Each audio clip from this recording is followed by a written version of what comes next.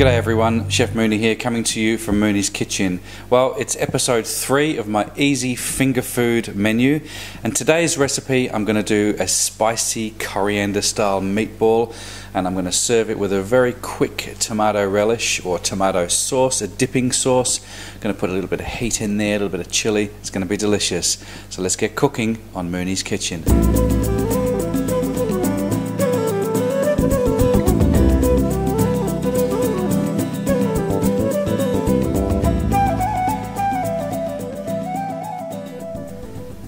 Okay, the ingredients for the meatballs, I'm going to use some eggplant. Now I've sliced 4 pieces of eggplant, and what I'm going to do is I'm going to put a little bit of salt on the eggplant, and that's going to draw the moisture out. You'll see it's starting to sweat a little bit, and then we'll season that with some pepper before we cook it. And all I'm going to do is I'm going to fry this in a shallow pan with a little bit of olive oil, and we're going to add this, we're going to puree this. So that's the eggplant. Other ingredients, we're going to use a little bit of parsley. We're going to use some fresh herbs. I've got some rosemary. I'm going to use a little bit of mint. I'm going to use 3/4 of a cup of capsicum diced. I'm going to use 3/4 of a cup of red onion diced. And I'm using 3 cloves of garlic just roughly chopped. I'm also going to be using some beef mince. I'm just going to break that up. I've got 250 grams of beef mince, so into a bowl, and I've got 250 grams of veal and pork mince together. Just give that a good mix. Now you can see the eggplant starting to blister a little bit. Some of the water's coming out. It's got these beads of just these beads of water just coming out of the eggplant. That's what you want. So now we're going to fry this off in a little bit of olive oil. Okay, so olive oil in the pan. Eggplant soaks up a fair bit of oil, so you'll need quite a bit there. Probably about 2 to 3 tablespoons. And let's get our eggplant in. Start cooking this off.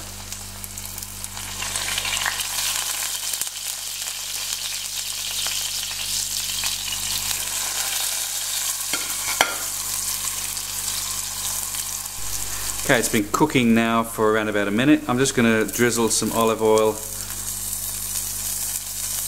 on the top, and we're just going to flip it over now. Cook the other side.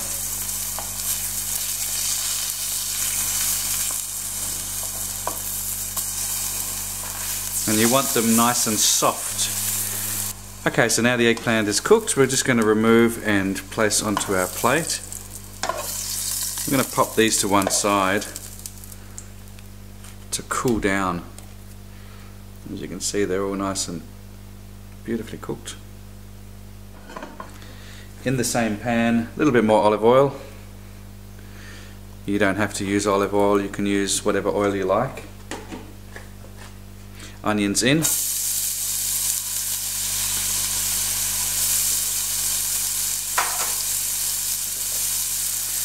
On a low heat, and just sweat these off. Now I'm cooking the onions to add to these meatballs. You don't have to do this step. A lot of recipes call for just having the ingredients in there raw, but I find that in my years of making this meatball dish, it's a lot nicer. Makes it a lot moister as well, and that's why I put the eggplant in. Okay, now in with the capsicum, garlic. Just give this a sweat through.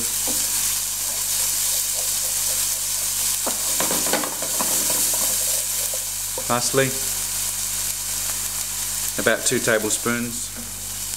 Rosemary in, about half a teaspoon of fresh. Okay, while you're letting the herbs and mix cool down, onto the chopping board. You can blend this in the blender, but it's only one more thing to wash up. It's a lot easier just to chop it through. Sliced it one way, and then I'm just going to give it a rough chop. Push that aside. I'm going to use the stalks, saving the top for perhaps another dish. I'm going to add all of this into my meatball mix. When I chop up coriander, I always use the stalks for cooking, as well as a little bit of the tips as well, but I generally save these for garnish. I'm going to save these for another dish. Okay, into our meat we're going to add the rest of the ingredients that we've got. This is all the stuff that we fried off, so that's all the mix: capsicum, herbs. I'm going to add the eggplant or aubergine, if you like, coriander in, or cilantro, whichever part of the world you're from. Give this all a mix. It smells beautiful, absolutely delicious. We're going to bind this with 1 egg. Now I'm going to season: pepper, salt. I'm going to tip in some breadcrumbs, about 1 full cup of breadcrumbs. This is going to bind it together as well. And this is fresh breadcrumbs, and I've used brown bread. Give this a good mix. Little touch of tomato sauce, just a little drizzle. That's tomato ketchup. Splash of the old Lee & Perrings Worcestershire sauce. Just give it a bit of a drizzle.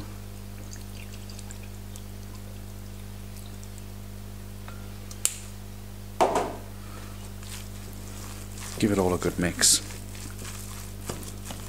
Now, this is the time when you correct the consistency of how much breadcrumbs you're going to need. I've still got to put 1 egg in here. 1 egg in. This obviously binds it together.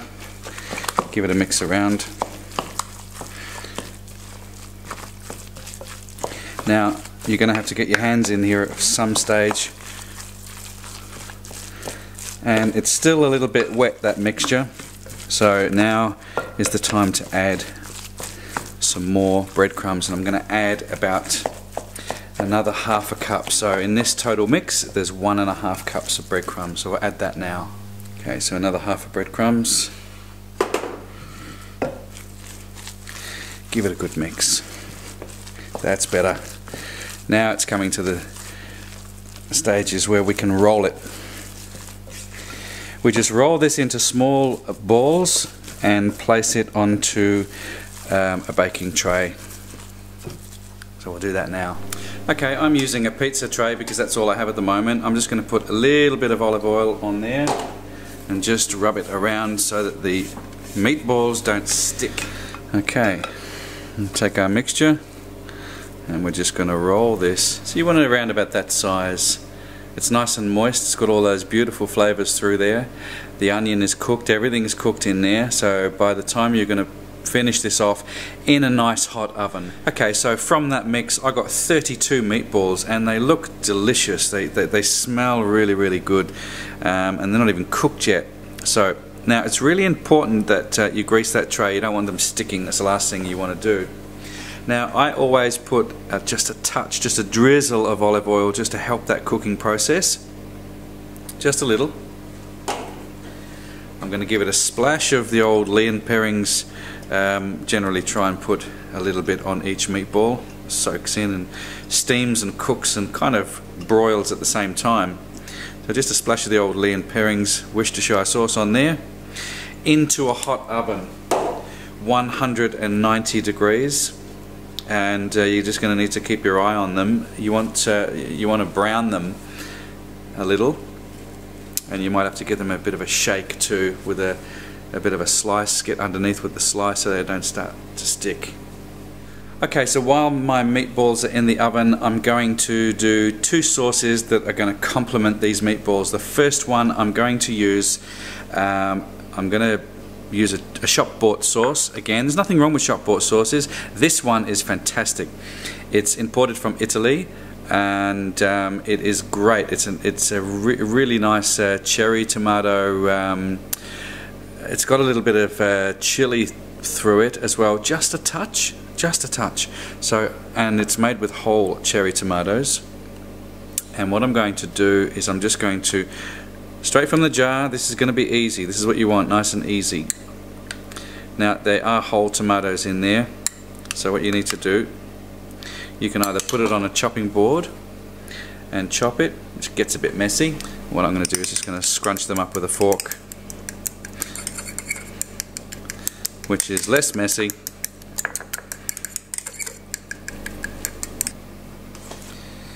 So my second sauce is going to be just natural Greek yogurt, just a good quality Greek yogurt. I'm going to add some coriander or cilantro. Give that a good mix. I'm going to add some mint. And these are all from my garden, these herbs, beautiful and fresh. Give that a good mix in. I'm going to add a little bit of lemon zest, a bit of pepper, touch of salt.